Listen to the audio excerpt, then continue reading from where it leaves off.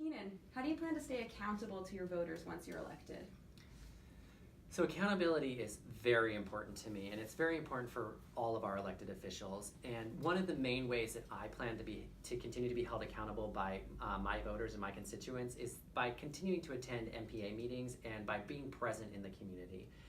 I think the NPAs is one of the great local democracy generators here in Burlington, and I think it's one of the great ways that neighbors come together to hear from city councilors, to hear from their local representatives, find out what the issues are, and give good quality feedback. And sometimes their debates are spirited, sometimes folks are very far apart, but that's local democracy in action, and that's what I love about the NPAs, and that's where I'm going to continue to be if elected as city councilor.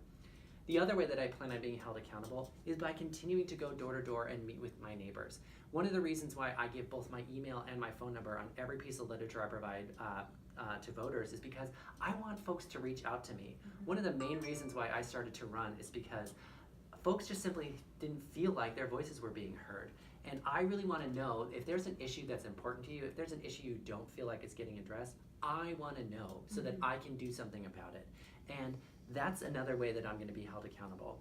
And finally, I'm going to be held accountable by making myself available on social media and on various other platforms, on Front Porch Forums. So if there's an issue, if you don't have access to email, if you don't have access to telephone, if you don't have access to an internet, you can even come knock my door. I want to hear from voters, and I want to know that I'm representing your interests. And those are some of the ways that I plan on being held accountable.